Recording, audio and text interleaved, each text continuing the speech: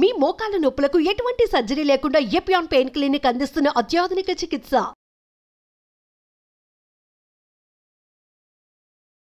అధిక బరువు ఎలాగా మేనేజ్ చేయాలంటే బరువు 3 రకాలుగా ఉంటాయండి.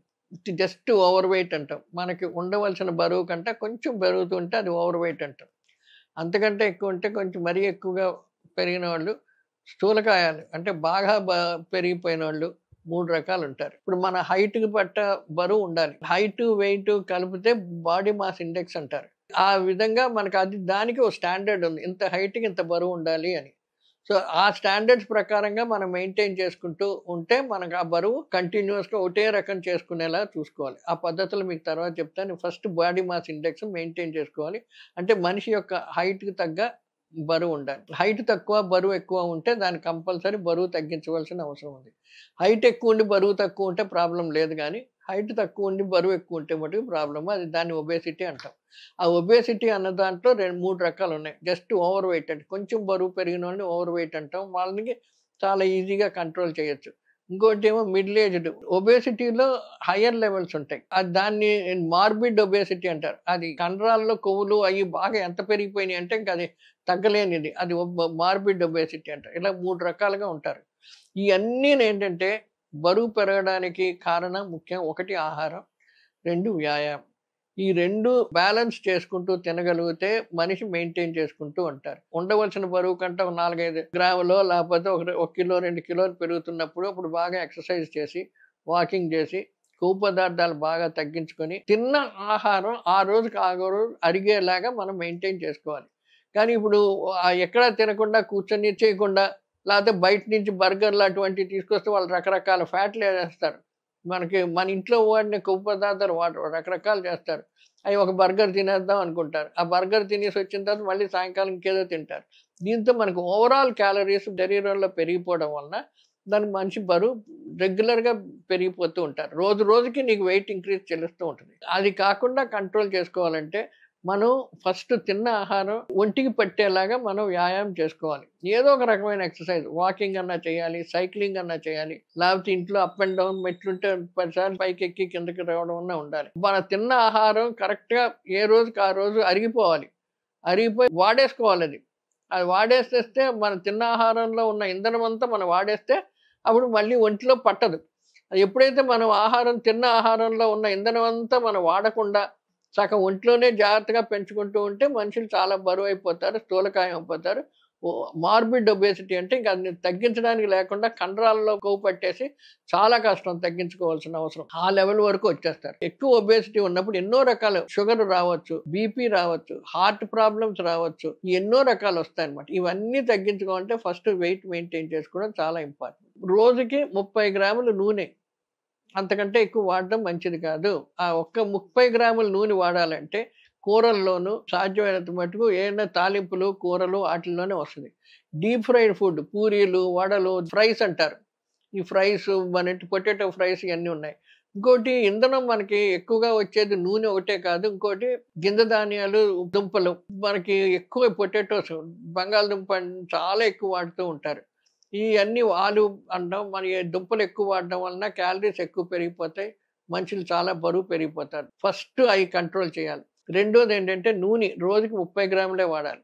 అంటే 5, 6 స్పూన్లు వాడాలి. మనం ఎప్పుడు డీప్ ఫ్రైడ్ అంటే మళ్ళీ చెప్తున్నాను. ఈ నూనెల్లో వేయించి తీసినవి తినడం మంచిది కాదు. చాలా నూనె పట్టేస్తుంది కాబట్టి మనిషి అసలు తగ్గలేరు.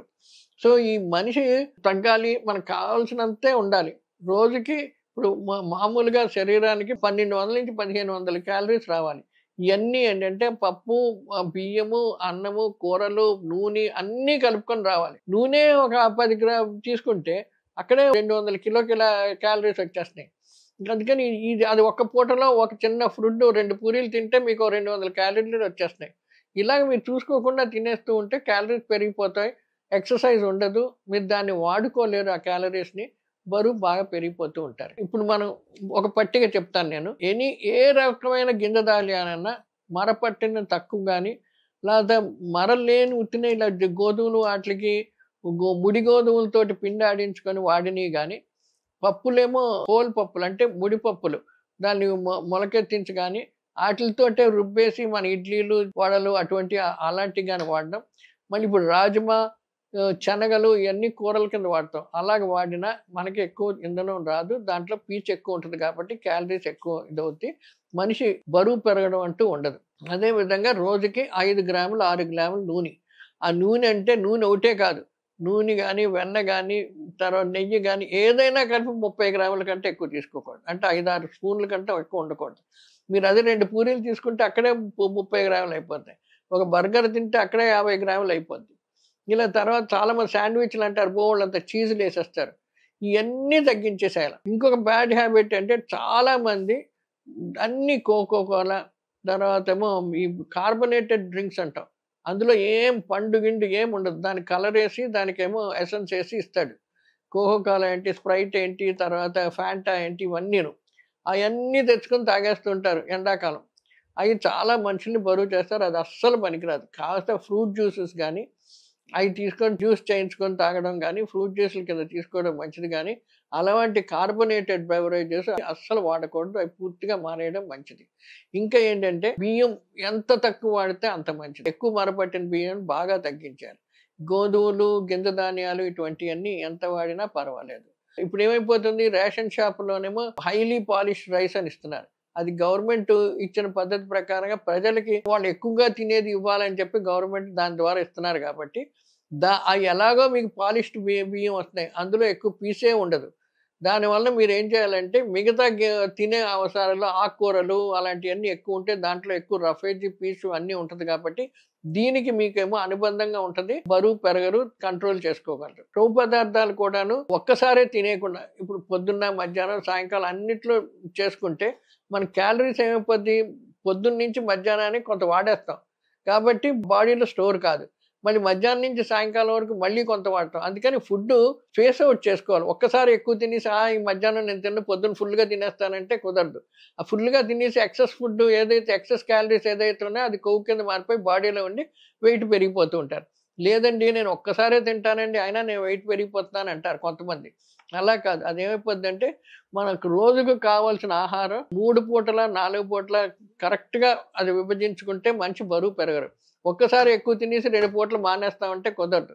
అక్కడ వచ్చిన ఇంధనం ఏదైతే ఎక్సెస్ ఇంధనం ఆ పూట వరకు కావాల్సిన ఇంధనమే వాడుతుంది. మిగతాదంతా కొవ్వు కింద మారిపోయి బాడీలో వచ్చేస్తే మనుషులు బరువు పెరిగిపోతారు. దీంతో పాటు వ్యాయామం చాలా ఇంపార్టెంట్. తిండే కాదు, తిండితో పాటు వ్యాయామం చేసుకోవాలి. నడవడం కానీ, పరిగెత్తడం కానీ, చిన్నపిల్లలు అయితే పరిగెత్తచ్చు, ఎక్సర్సైజ్ చేయొచ్చు. కానీ ఇది ఉంది కదా అని జిమ్ములకి వెళ్తారు. జిమ్ వారం రోజులు బాగా హెవీగా జిమ్ చేసి 4-5 కిలోలు తగ్గిపోయిన తర్వాత మళ్ళీ ఇంటికి వచ్చి మళ్ళీ మానేస్తారు. మళ్ళీ దన్మని పెరిగిపోతారు. ఇలా జిమ్లో సడన్గా తగ్గించుకున్నప్పుడు మళ్ళీ ఏది కొంచెం తిన్నా సడన్గా పెరిగిపోతారు బరువు. కానీ ఒకటే సిస్టమేటిక్గా ఒకటే రకంగా ఆహారం తీసుకోవడం, ఒకటే రకంగా వ్యాయామం ఉంటే అప్పుడు సమానంగా మనిషిని బరువు పెరుగుతారు. స్థూలకాయాలు కారు కాబట్టి ఇవన్నీ అడ్వాంటేజ్లు తీసుకొని మన ఆహార పట్టికని జాగ్రత్తగా ప్లాన్ చేసుకొని ప్రతిరోజు ఎంత ఆకుకూరలు బాగా తింటే అందులో ఇంధనం తక్కువ ఉంటుంది కాబట్టి మలబద్ధకం ఉండదు. రెండోది క్యాలరీస్ ఎక్కువ డెవలప్ చేయవు. లోపల క్యాలరీస్ డిపాజిట్లు కాకుండా ఉంటాయి కాబట్టి చాలా ఆరోగ్యకరంగా ఉంటుంది.